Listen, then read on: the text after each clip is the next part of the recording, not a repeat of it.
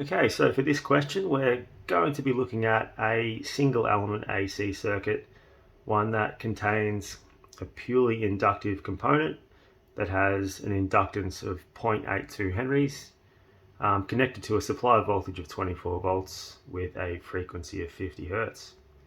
And we are going to be calculating the current in this circuit and expressing that in milliamps. Alright, so the first thing we need to understand here is, as I said, this is a purely inductive component. And the reason that's important is because generally in AC theory, when we are trying to calculate a value of current, then our formula is going to be some form of Ohm's law. So I will be equal to the voltage divided by the opposition to current. So if this component was, say, purely resistive, then the opposition to current would be resistance. If it was purely capacitive, then the opposition to current that would go in here would be capacitive reactance. But because this is purely inductive, it's going to mean that our Ohm's law is I is equal to the voltage divided by the inductive reactance that this component has.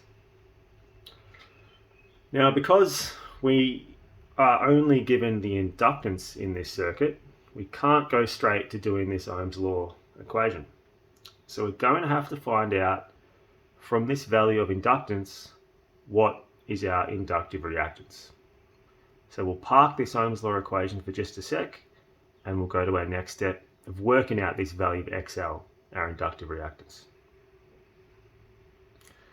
So you should know from your formula sheet that to get inductive reactance, the formula is XL equal to 2 pi times the frequency times the inductance. Okay, so let's plug some numbers in here. 2 pi, that's always going to be the same. Multiply that by our frequency of 50 hertz, multiplied by our inductance, given as 0.82.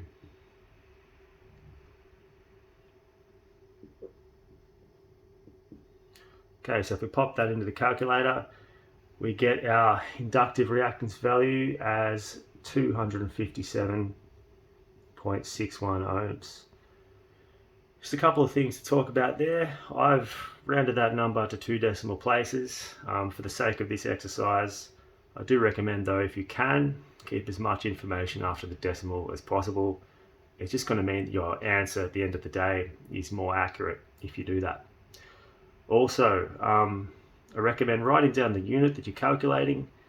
Really good idea, because if you are, say, referring to these notes later on as part of, say, exam revision, or if you've done this question and you've gone wrong, it means that in your workbook you can know exactly what you were trying to calculate and why you may have gone wrong. That's our inductive reactance. Okay, so now that we have this, we can take this number and pop it into our Ohm's law formula. So we'll go I, write down the formula again. I think that's good practice to do so. And we have over here, we'll go I is equal to voltage, which was given as 24 volts, divided by our inductive reactance, 257.61. Okay, if you bang that in the calculator, you'll see you get an answer of 0.093164. Right, just a couple of things about this answer here. We always need to think about the fact that whenever we're doing problems like this, we put our numbers into the formula in base, and when we do that, we get the answer out of the calculator always in base, which means that this number is going to be in amps. We actually need to get this from amps into milliamps. That's what the question requires. So in order to do that, you can approach it a couple of ways. You can move the decimal point 3 places to the right. So if you're confident enough to do that by eye, you can simply go, okay, we'll move it 1, 2, 3 places to the right and put it between the 3 and the 1.